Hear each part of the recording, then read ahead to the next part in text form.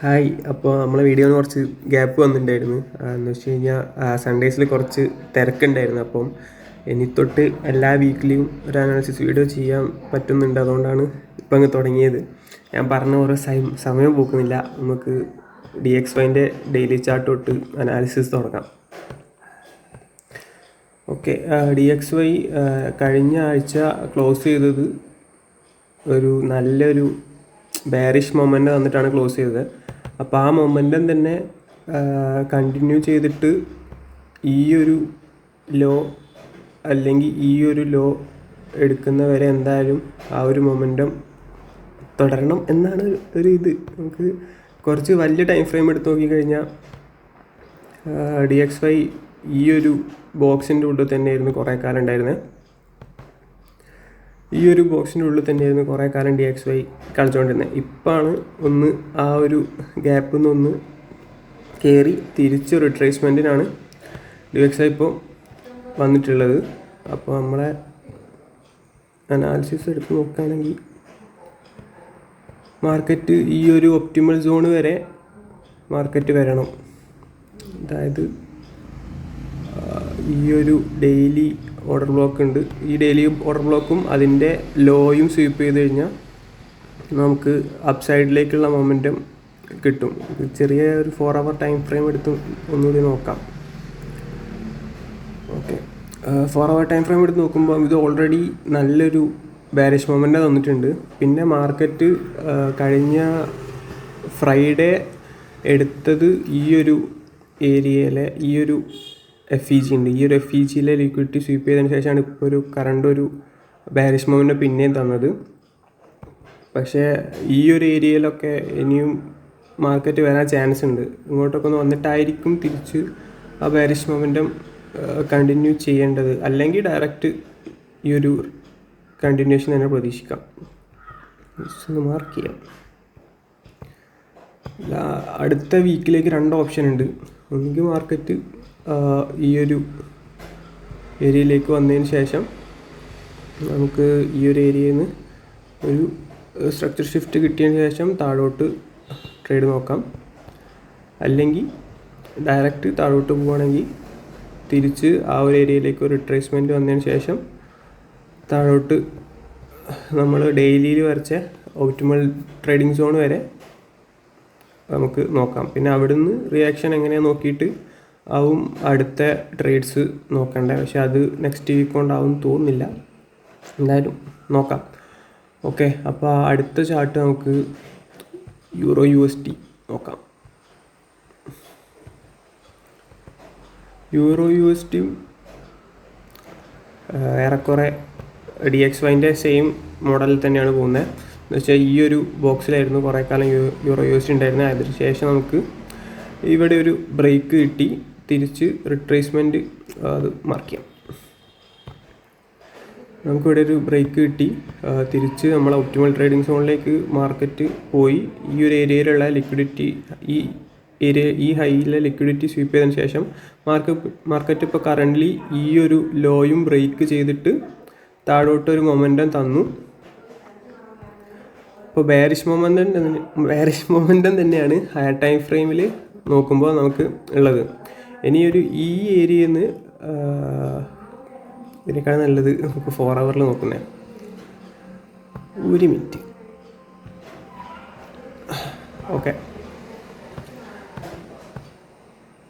4 hour ഞാൻ കുറച്ച് areas already എനിക്ക് പേഴ്സണലി ട്രേഡ് എടുക്കാൻ വേണ്ടി മാർക്ക് ചെയ്ത് വെച്ചിട്ടുണ്ടായിരുന്നു. അപ്പോൾ ഇതെന്തായാലും ഇവിടെ ആക്കിയിട്ട് പറയുള്ളൂ. അപ്പോൾ ഫസ്റ്റത്തെ ഏരിയയിൽ നിന്ന് നമുക്ക് നല്ലൊരു ബാരിഷ് ഇത് കിട്ടിയിട്ടുണ്ടായിരുന്നു. കുറച്ച് ചെറിയൊരു ബാരിഷ്നെസ് കണ്ടിട്ടുണ്ടായിരുന്നു. പിന്നെ എപ്പോഴും മാർക്കറ്റ് കണ്ടിന്യൂ ചെയ്ത് പോകുന്നുണ്ട്. അപ്പോൾ ഈ ലെവൽ നമുക്ക് ഇനി ആവശ്യമില്ല, ഒഴിവാക്കാം. ഓക്കെ, ഇനി ഈ ഒരു ഏരിയ എനിക്ക് അത്ര പ്രതീക്ഷയില്ല. മാർക്കറ്റ് ഒരു ബാരിഷ്നെസ് കാണിക്കാൻ ചാൻസ് ഉണ്ട്.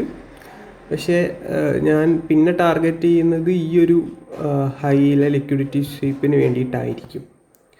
കാരണം നമ്മുടെ ഏരിയാസ് മാർക്ക് ചെയ്ത് നോക്കുമ്പം ഈ ഒരു ഏരിയയാണ് നമ്മൾ ഒപ്റ്റിമൽ ട്രേഡിംഗ് സോണിൽ വരുന്നത്. അപ്പം ഈ ഒരു ഹൈ ആയിരിക്കും ഞാൻ ലാസ്റ്റ് ടാർഗറ്റ് ചെയ്യാം. പിന്നെ ഈ വീക്ക് നമ്മൾ ട്രേഡ്സ് നോക്കുന്ന സമയത്ത് DXYയിൽ ഞാൻ പറഞ്ഞ പോലെ തന്നെ മാർക്കറ്റ് ഈ ഒരു ഏരിയയിലേക്ക് വരാനുള്ള ചാൻസ് ഉണ്ട്. ഈ ഒരു മാർക്കറ്റ് ഈ ഒരു ഏരിയയിലേക്ക് വരികയാണെങ്കിൽ നമുക്ക് മേലോട്ട് അപ്പം ക്രിയേറ്റ് ചെയ്ത ഹൈ വരെ നമുക്ക് ടാർഗറ്റ് ചെയ്യാം. അതിന് മേലോട്ട് വെയിറ്റ് ചെയ്യാൻ നോക്കുക. പിന്നെ ഈ ഒരു ഹൈ വരെ നമുക്ക് അപ്പം ടാർഗറ്റ് ചെയ്യാം. ബാക്കി ഈ ഒരു ഏരിയയിലേക്ക് വരുന്നു, നമുക്ക് ചെറിയൊരു സ്ട്രക്ചർ ഷിഫ്റ്റ് കിട്ടുന്നു. ഈ ഒരു ഹൈ വരെ നമുക്ക് ടാർഗറ്റ് ചെയ്യാം. ഇനി മാർക്കറ്റ് നമുക്ക് കിട്ടിയിട്ടില്ല, മാർക്കറ്റ് ബെയറിഷ് അല്ല ഫസ്റ്റ് പോയത്, ബുള്ളിഷാണ് പോകുന്നതെങ്കിൽ ചിലപ്പോൾ ഈ ഒരു ഏരിയയിൽ നമുക്ക് ഒരു ബെയറിഷ്നെസ് കാണാം, എന്നിട്ട് തിരിച്ച് മേലോട്ട് ട്രേഡ് നോക്കാം. അല്ലെങ്കിൽ ആ ഒരു മൊമെൻറ്റം, ബുള്ളിഷ് മൊമെൻറ്റം കണ്ടിന്യൂ ചെയ്ത് നമ്മൾ നേരത്തെ പറഞ്ഞ ഈ ഒരു ഹൈ ഉണ്ട്, ഈ ഒരു ഹൈയുടെ ലിക്വിഡിറ്റി സ്വീപ്പിന് വേണ്ടിയിട്ട് വെയിറ്റ് ചെയ്യാം. നമുക്ക് മേലോട്ടാണ് പോകുന്നതെങ്കിൽ തിരിച്ച് ഈ ഒരു ഏരിയ ഒക്കെ മാർക്കറ്റ് റിട്രേസ്മെൻറ്റ് തരുന്നത് വെയിറ്റ് ചെയ്യുക. എന്നിട്ട് അവിടെ നിന്ന് ആ ഹൈ വരെ ടാർഗറ്റ് ചെയ്യാം. ഓക്കെ, അതാണ് ഇപ്പോൾ യൂറോ USD ഉള്ളത്. ഇനി GBP നോക്കാം. ഓക്കെ, GBP ആണ് ഇപ്പം യൂറോനെക്കാട്ടും കുറച്ചുകൂടി മാർക്കറ്റ് സ്ട്രക്ചർ കണ്ടുപിടിക്കാൻ കുറച്ചുകൂടി ടഫ്. കാരണം GBP ആ ഒരു ഏരിയയിൽ നിന്ന്, ആ ഒരു ബോക്സിൽ നിന്ന് തിരിച്ച് ഇറങ്ങിയിട്ടില്ല, അതിൻ്റെ ഉള്ളിൽ തന്നെ നിന്ന് കളിക്കുകയാണ്. ഡെയിലിയിൽ പ്രത്യേകിച്ച് ഏരിയ ഒന്നുമില്ല. ഈ ഹൈസൊക്കെ സ്വീപ്പ് ചെയ്തിട്ട് നമുക്കൊരു താഴോട്ട് ഒരു മൊമെൻറ്റം കിട്ടിയിട്ടുണ്ടായിരുന്നു. പിന്നെ ഇപ്പോൾ തിരിച്ച് മേലോട്ട് കയറുന്നുണ്ട്. നോക്കുക എന്താ ചെയ്യാന്ന്. 4 അവർ നോക്കുമ്പം ഇവിടെ അത്യാവശ്യം നല്ലൊരു ലിക്വിഡിറ്റി പോയിൻ്റാണ്. പിന്നെ പ്രത്യേകിച്ച് ഏരിയാസ് ഒന്നുമില്ല. അപ്പോൾ GBPയിൽ ഞാൻ നെക്സ്റ്റ് വീക്ക് ട്രേഡ് ചെയ്യാനുള്ള ചാൻസ് വളരെ കുറവാണ്. പ്രത്യേകിച്ച് ഏരിയാസോ കാര്യങ്ങളോ ഒന്നുമില്ല ടാർഗറ്റ് ചെയ്യാൻ പറ്റിയ. അതുകൊണ്ട് നമുക്ക് GBP സ്കിപ്പ് ചെയ്യുന്നതായിരിക്കും നന്നാവുക. കാരണം ഒരു ഏരിയാസും ഇല്ലെങ്കിൽ നമ്മൾ ആ ചാർട്ട് നോക്കി ഇരുന്നിട്ട് പ്രത്യേകിച്ച് കാര്യമൊന്നുമില്ല. അപ്പോൾ നമുക്ക് ഇവിടെ ഒരു ഈക്വൽ ഹൈസ് ഉണ്ട്, അതൊരു സ്വീപ്പ് വന്നിട്ടുണ്ട്. മാർക്കറ്റ് വേണമെങ്കിൽ ബെയറിഷ് പോവാം. ബെയറിഷ്നെസ് പോവുകയാണെങ്കിൽ ഈ ഒരു ഏരിയ വരെ നമുക്ക് ട്രേഡ്സ് എടുക്കാം. സെറ്റപ്പ് കിട്ടിയ ഈ ഒരു ഏരിയ വരെ ട്രേഡ്സ് എടുക്കാം. GBP ഓവറായിട്ട് നോക്കുന്നില്ല, ഒരു വ്യൂ ഇല്ല. നമുക്ക് നാസ്ഡാക്ക് നോക്കാം.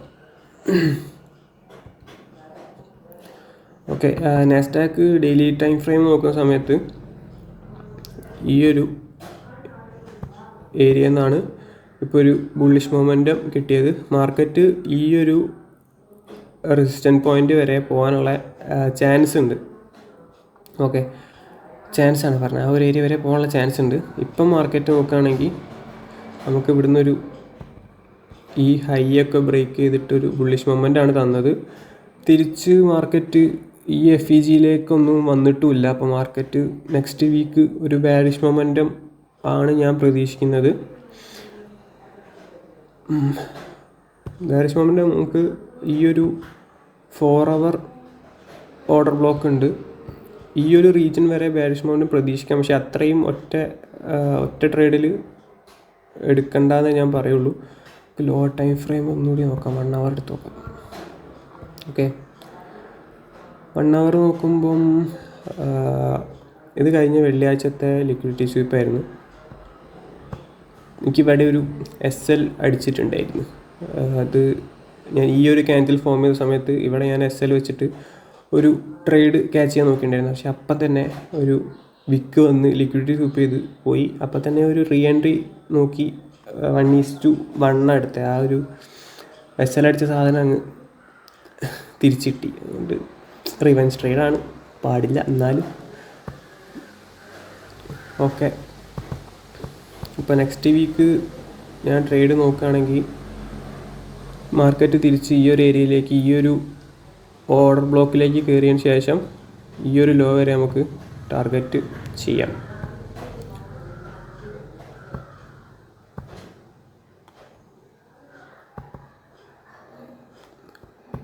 ഈ ഒരു ട്രേഡ് ആണ് നെക്സ്റ്റ് വീക്ക് ഞാൻ പ്രതീക്ഷിക്കുന്നത്. നാസ്ഡാക്കിൽ നോക്കിയിട്ട് കൺഫർമേഷൻ ഉണ്ടെങ്കിൽ ട്രേഡ് എടുക്കാം, അല്ലെങ്കിൽ വിടാം. ഓക്കെ, അപ്പോൾ നാസ്ഡാക്കിൽ അതാണ് ഒരു ബെയറിഷ് വ്യൂ ആണ് നെക്സ്റ്റ് വീക്കിലേക്ക് ഉള്ളത്. ഇനി ഗോൾഡ് നോക്കാം. ഗോൾഡ് ഡെയിലി ചാർട്ട് നോക്കുന്ന സമയത്ത് ആ ഒരു 4100 ലെവലിൽ തന്നെയാണ് ഗോൾഡ് കളിച്ചുകൊണ്ടിരിക്കുന്നത്. ഗോൾഡ് ഞാനൊരു 3800 ലെവൽ വരെയൊക്കെ എന്തായാലും പോകേണ്ടതാണ്. ഗോൾഡിൽ എനിക്കൊരു ബെയറിഷ് വ്യൂ ആണ് ഉള്ളത്. ബെയറിഷ്നെസ് കണ്ടിന്യൂ ചെയ്യുമെന്നാണ് ഒരു പ്രതീക്ഷ. നോക്കുക, ഗോൾഡിൻ്റെ ടെക്നിക്കലി പറയാനാണെങ്കിൽ ഈ ഒരു ഏരിയയിൽ തന്നെയാണ്, പ്രത്യേകിച്ച് ഏരിയാസ് ഒന്നുമില്ല. മീൻസ് ലോ ടൈം ഫ്രെയിമിൽ 4 ഹവറിൽ ഞാൻ ഓൾറെഡി 3800 ലെവൽ വരെ ഒരു ബെയറിഷ്നെസ് പ്രതീക്ഷിക്കുന്നതുകൊണ്ട് ഞാൻ ബെയറിഷ് ട്രേഡ്സ് മാത്രമേ എടുക്കുന്നുള്ളൂ. ഓക്കെ, 1 ഹവറിൽ നോക്കുന്ന സമയത്ത് നമുക്ക് ഇവിടെ ഒരു സ്വീപ്പും ഇവിടെ ഈ ഒരു ഏരിയയിൽ ഒരു ബ്രേക്കും കിട്ടിയിട്ടുണ്ട്. Market may be next week ഈ ഒരു ഓർഡർ ബ്ലോക്ക് അല്ലെങ്കിൽ ഇതിൻ്റെ ഹൈ എടുക്കാൻ വേണ്ടി വരും. മീൻസ് ചാൻസേ ഉള്ളൂ കേട്ടോ. ഈ ഒരു ഹൈ എടുത്തതിന് ശേഷം നമുക്ക് വല്ല സ്ട്രക്ചർ ഷിഫ്റ്റും കിട്ടിയാൽ താഴോട്ട് ഈ ഒരു ഏരിയ വരെ ട്രേഡ് നോക്കാം. നമുക്ക് കിട്ടിയിട്ടില്ലെങ്കിൽ ബെയറിഷ് സിനാരിയോ പറയുകയാണെങ്കിൽ ഇവിടെ ഒരു ലോ ഒന്നെങ്കിൽ ഈ ലോ അല്ലെങ്കിൽ ഈ ലോ ഏതെങ്കിലും ഒരു ലോ എടുക്കുന്നവരെ വെയിറ്റ് ചെയ്യുക, തിരിച്ച് റിട്രേസ്മെൻറ്റ് വരുന്നത് നോക്കുക, താഴോട്ട് ആ ഒരു ലോ വരെ പ്രീവിയസ്ലി ക്രിയേറ്റ് ചെയ്ത ലോ വരെ. ഈ ലോ ടാർഗറ്റ് ചെയ്യരുതെന്ന് ഞാൻ പറയുള്ളൂ. പ്രീവിയസ്ലി ക്രിയേറ്റ് ചെയ്ത ലോ വരെ നമുക്ക് സ്മോൾ ടൈം ഫ്രെയിമിൽ 5 മിനിറ്റ്സിലൊക്കെ ട്രേഡ് നോക്കാം.